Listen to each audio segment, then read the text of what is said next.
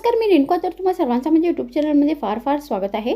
तर तुम्ही मुळापासून बनवलेला पराठा या भाजी तर फार वेळा खाल्ली असाल, पण आज मी तुम्हाला मुळ्याची एक वेगळ्या प्रकारची रेसिपी बनवून दाखवणार आहे, जी तुम्हाला नक्की आवडेल.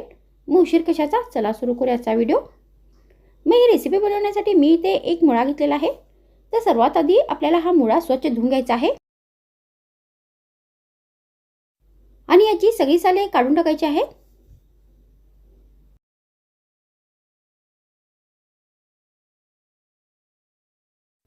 तर मी ते मुळ्याची सगळी साले काढून टाकलेली आहेत. त्यानंतर आता आपल्याला हा मुळा एकदम छोटे छोटे पीसेसमध्ये कट करायचा आहे.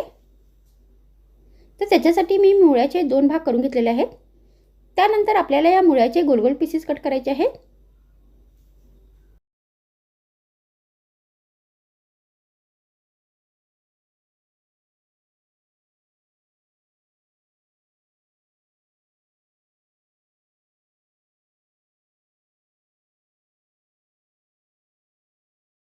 आणि हा मुळा आपल्याला एकदम बारीक चिरून घ्यायचा आहे.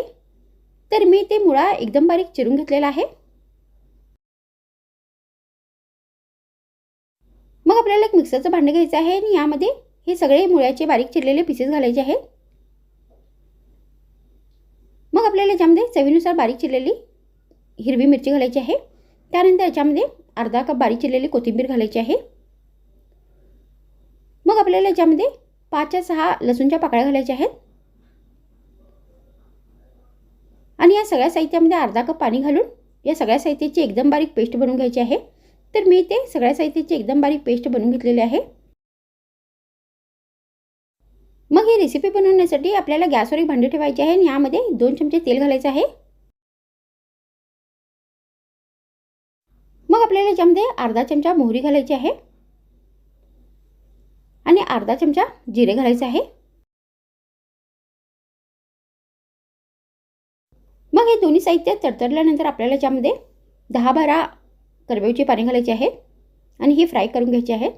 मग सगळी साहित्य व्यवस्थित फ्राय झाल्यानंतर आपल्याला याच्यामध्ये ही मुळ्याची सगळी पेस्ट घालायची आहे आणि यामध्ये आपल्याला अर्धा चमचा हळदीची पावडर घालायची आहे. त्यानंतर याच्यामध्ये चवीनुसार मीठ घालायचं आहे.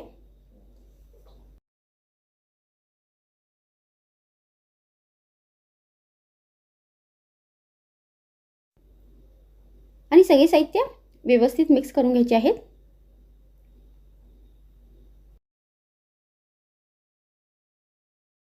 आणि आता ही रेसिपी आपल्याला 2 मिनिटांपर्यंत व्यवस्थित शिजवून घ्यायची आहे. व्यवस्थित उकळून घ्यायची आहे. तर आता इथे हे सगळे साहित्य व्यवस्थित उकळले आहेत आणि ही रेसिपी बनवून आता तयार झालेली आहे. तर तुम्ही अशा पद्धतीने ही मुळ्याची वेगळ्या पद्धतीची रेसिपी बनवून गरमागरम जेवणाच्या वेळी, नाश्त्याच्या वेळी, चपातीबरोबर, भाकरीबरोबर सर्व करू शकता आणि तुम्ही या रेसिपीला भाताबरोबर पण सर्व करू शकता. तर माझ्या व्हिडिओमध्ये इतकेच. पुन्हा भेटूया आणखीन एक नवीन व्हिडिओमध्ये. तर मग थँक्स फ्रेंड्स वॉचिंग माय व्हिडिओ.